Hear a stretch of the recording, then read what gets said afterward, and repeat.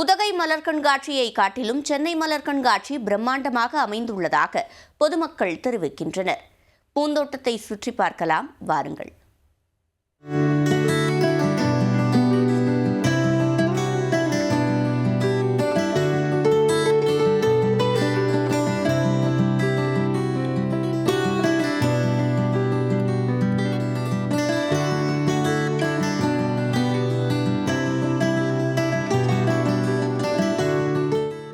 பூக்கள் என்றால் யாருக்குத்தான் பிடிக்காது? செடியில் இருக்கும் பூவை ரசிப்பதற்கு ஒரு கூட்டம் உண்டு, அதை பறித்து சூடிக்கொண்டு அழகு பார்க்கும் கூட்டமும் உண்டு. அந்த வகையில் சென்னை வாசிகள் ஊட்டி கொடைக்கானல் செல்லாமல் இங்கேயே மலர்களை கண்டு ரசிக்க தமிழ்நாடு தோட்டக்கலைத்துறை சார்பில் மலர் கண்காட்சி பிரம்மாண்டமாய் நடைபெறுகிறது. சென்னை அண்ணா மேம்பாலம் அருகே உள்ள செம்மொழி பூங்காவில் பிப்ரவரி 10ஆம் தேதி முதல் 20ஆம் தேதி வரை மலர் கண்காட்சி நடைபெறுகிறது. காலை 10 மணி முதல் இரவு 7 மணி வரை பொதுமக்களுக்கு அனுமதி உண்டு.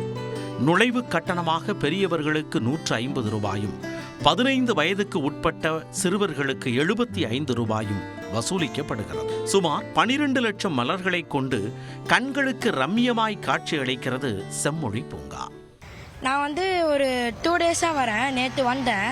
நேற்று ஈவினிங் ஒரு 6 o'clockலாம் இங்கே சூப்பரான ப்ரோக்ராம்லாம் நடந்துச்சு. நல்லா என்ஜாய் பண்ணேன். அதுக்கப்புறம் நம்ம ஊட்டி விட இங்கே சூப்பராக இருந்துச்சு. ஊட்டிக்கே நான் இங்கேயே நல்லா நம்ம என்ஜாய் பண்ணலாம். ஊட்டியில் 1.5 லட்சம் மலர்களை மட்டுமே கொண்டு கண்காட்சி நடத்தப்படுவதாகவும், ஆனால் சென்னையில் 12 லட்சம் மலர்களை கொண்டு நடத்தப்படுவதால் இது ஊட்டியை காட்டிலும் பிரம்மாண்டமானது என்கிறார் வேளாண் துறை செயலாளர் அபூர்வா. இது கலைஞர் நூற்றாண்டு செலிப்ரேஷனோட ஒரு பார்ட்டாக நாங்கள் இந்த ஃப்ளார் ஷோவை பண்ணுறதுக்கு பிளான் பண்ணினோம்.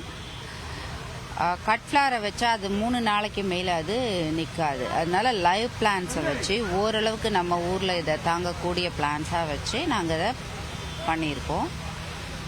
அதனால இது ஊட்டி ஃப்ளவர் ஷோலாம் இதோட ஒன்றும் கிடையாது. ஊட்டி ஃப்ளவர் ஷோவில் 1.5 லட்சம் மலர்கள் வச்சு தான் பண்ணுறோம். இங்கே 13 லட்சம் மலர்கள் வச்சு பண்ணியிருக்கோம். So it's much bigger then the Ooty flower show.